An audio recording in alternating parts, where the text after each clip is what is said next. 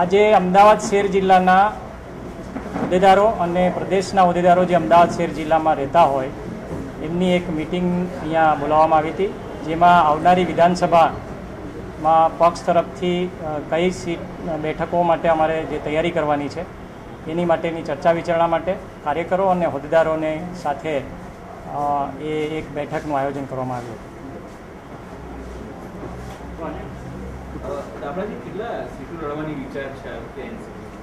અમે અત્યારે અમારી જે સમાધાનની ફોર્મ્યુલા હોય તો જિલ્લા અને સિટી એ બંનેની વચ્ચે સમન્વય કરી અને અમે 1 કે 2 સીટ એવી રીતના દરેક જિલ્લા અને સિટીની પેલી ગણી અને એવી 26 જિલ્લા છે અને 8 નગરપાલિકાઓ છે.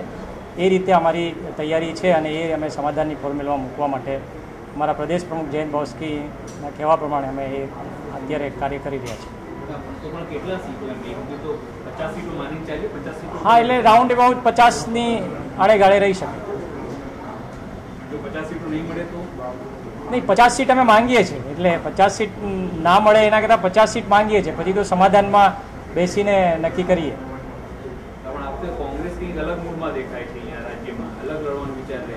હા, એટલે અમે કાર્યકર્તાઓ સાથે એ જ અત્યારે ચર્ચા વિચારણા કરીએ છીએ કે કોઈ પણ પરિસ્થિતિ ઊભી થાય તો એ પરિસ્થિતિને પહોંચવી વળવા માટે એનસીપી પોતાની સક્ષમતા બતાવશે. નહીં, સક્ષમતા બતાવશે, જે પરિસ્થિતિ ઊભી થશે એની સામે सक्षमता बताओ सर. वैसे स्थिति में क्या आप केशुभाई की पार्टी से भी जुड़ने का?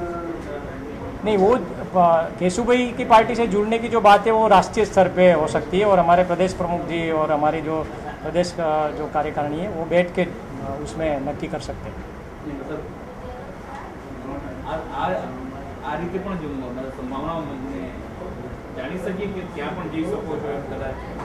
नहीं, અત્યારે તો અમે કોંગ્રેસ સાથે જે અમારી જે સંગઠનની જે રાષ્ટ્રીય લેવલે અમારું જે છે યુપીએનું ગઠબંધન, એ જ ગઠબંધનને અમે પ્રાથમિકતા આપીએ છીએ.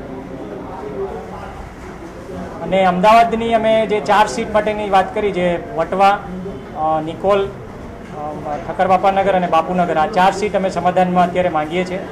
અને અમદાવાદ જિલ્લામાં અમે ધંધુકા અને એકાદ સીટ સાણંદ કે વિરમગામ માટે અમે અત્યારે તૈયારી કરી રહ્યા છીએ. પણ ધંધુકા સીટ તો અમે ગઈ વખતે પણ લડ્યા હતા અને આ વખતે અમે ધંધુકા સીટ માંગવાના છે.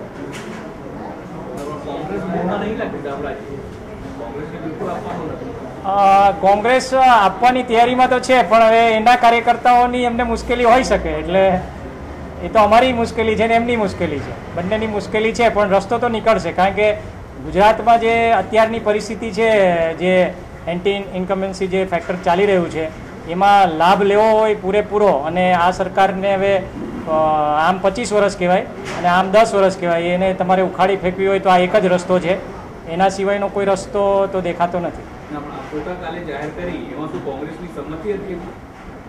કોટામાં હા,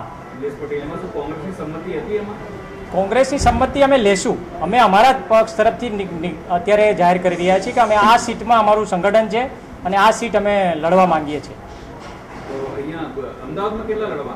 અમદાવાદમાં અમે અત્યારે સમાધાનમાં અમે 4 સીટની વાત કરી. એમાં અમે વટવા માટે અમારા કુલસુમબેન છે, ઠક્કરબાપાનગર અમારા જે પાર્ટીના વરિષ્ઠ આગેવાન છે એમની વાતચીત ચાલે છે, અને બાપુનગર અને નિકોલ માટે પણ અમારા જે પાર્ટીના અહીંયા અમદાવાદ શહેરના વરિષ્ઠ આગેવાનો છે એ નિર્ણય નક્કી કરીને નામ જાહેર કરશું.